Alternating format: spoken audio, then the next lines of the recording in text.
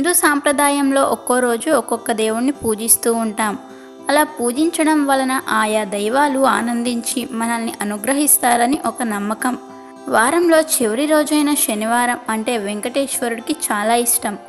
శనివారం నాడు స్వామివారిని ఎవరైతే భక్తి శ్రద్ధలతో పూజించి తులసి దళాలను సమర్పిస్తారో వారిని ఆ వెంకటేశ్వరుడు కరుణించి ఐశ్వర్యాన్ని కలిగిస్తాడని పెద్దలు చెప్తుంటారు. ఎందుకంటే వెంకటేశ్వర స్వామి అంటే సాక్షాత్తు విష్ణుమూర్తి. ఆయన భార్య లక్ష్మీదేవి. లక్ష్మీదేవి పద్మావతి రూపంలో భూమి మీద వెలసింది. ఆమెకు భర్త అయిన విష్ణుమూర్తిని ఎవరైతే నియమనిష్టలతో పూజిస్తారో వారికి ఉండే కష్టాలన్నింటినీ లక్ష్మీదేవి తొలగించి ధనవంతుల్ని చేస్తుందని పండితులు చెప్తున్నారు. అందుకే ప్రతి శనివారం నాడు వెంకటేశ్వరుని పూజించుకుని గుడికి వెళ్ళి 7 ప్రదక్షిణాలు చేస్తే అంతా శుభమే జరుగుతుంది.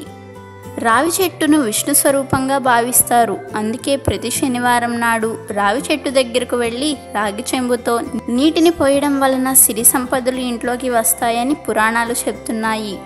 తరువాత రావి చెట్టు చుట్టూ 7 ప్రదక్షిణాలు చేయాలి. ఇలా ప్రదక్షిణాలు చేయడం వలన లక్ష్మీదేవి ఎంతో ఆనందించి ఐశ్వర్యాన్ని కలిగిస్తుందని పండితులు చెప్తున్నారు. ఇలా రావి చెట్టును పూజించడం వలన 3 దేవతల ఆశీస్సులు కూడా దొరుకుతాయి. శనివారం అంటే ఆంజనేయ స్వామికి కూడా ఎంతో ఇష్టం. ఎందుకంటే ఆయన రామభక్తుడు. రాముడు కూడా విష్ణుమూర్తి స్వరూపం కనుక తన దైవమైన విష్ణుమూర్తికి ఇష్టమైన శనివారం నాడు తనను పూజించిన లేదా విష్ణుమూర్తిని పూజించిన ఆంజనేయుడు ఎంతో సంతోషించి కరుణిస్తాడు. సాక్షాత్తు ఆ పరమేశ్వరుడే ఆంజనేయుడిగా వెలిశాడు కనుక ఎవరైతే శనివారం నాడు ఆంజనేయ స్వామిని పూజిస్తారో వారి కష్టాలన్నీ పోయి ఐశ్వర్యాన్ని కలుగచేస్తాడు.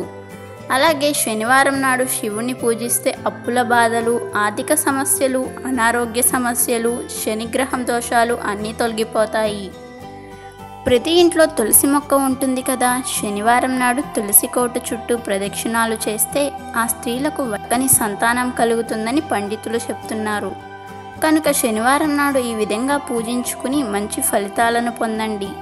అంతేకాదు ఏ పూజ చేయాలి అనుకున్నా శనివారం మాత్రం ముందుగా ఉపవాసం ఉండాలి.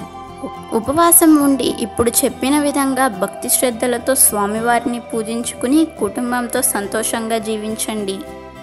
వీడియో నచ్చితే లైక్ చేయండి, షేర్ చేయండి, బట్ సబ్స్క్రైబ్ చేసుకోవడం మర్చిపోవద్దు.